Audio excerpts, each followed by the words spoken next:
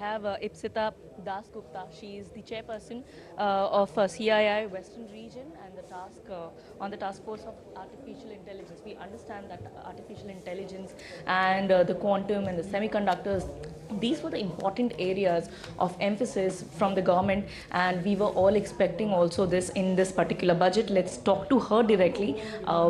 Initial reaction to the entire budget, and then breaking down to your sector. How did you find this year's budget? So I found the budget to be actually directionally extremely strong. I'd rate it an 8.5 or 9 out of 10 directionally. But the proof is going to be in the pudding. It depends on how we, what the execution plans are. I think the things that really stood out is manufacturing, corporate parks for manufacturing. I think that's going to be fundamental for us to be able to compete. The focus on semiconductors, the focus on IT was fantastic. Infrastructure investment, it wasn't clear how the infrastructure investment is going to play out, but at least the headlines on waterways and on infrastructure in tier 2, tier 3 cities, I think is going to be key. The MSME support, absolutely critical, and I think combining the MSME support with AI is going to be really important. We are going to have to figure out how to do widespread and wide-scale AI adoption by MSMEs to have them be productive. And then this education to employment focus is a fantastic one. 15,000 content creator labs, fantastic idea. I think the implementation of that as soon as possible is going to be important. That sector is a big sector for us because we're, after all, the land of stories. The focus on inclusion and equity, bringing AI to farmers, focus on women, focus on the disabled, all very impressive. Like we were talking about, there were various sectors, and this particular, while we were listening to her announcements, it felt that she has touched almost all sectors, from the bigger sectors to back down to the coconuts, tofu.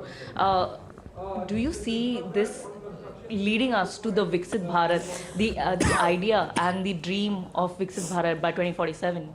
I think absolutely, and I think the balance was quite nice. I think there was a combination of sort of legacy industries not to be forgotten. It was a wonder that the coconut industry employs 30 million people, according to her in the budget. And at the other end, the tax relief for data center builders and companies that are doing IT. So I think very, very balanced and taking the whole market into account.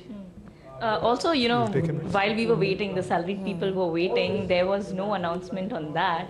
And how do you see that particular point where the salaried people there was nothing for that? And given the fact that already in the previous year, we did have a bonanza kind of thing. Yeah, I think that's where the balance has come in. I think, we do have a very large informal sector, so a focus on MSME and a focus on people who are not in the formal sector, I think, was really important this time. Also, I think putting money back into the hands of the consumer was also quite significantly done. I think these international tour packages are really talking to salaried people and some of the other aspects like that. All right, thank you very much. And definitely, like she was mentioning about tourism, and she was mentioning about the areas where salaried people or even people from across the world can come and have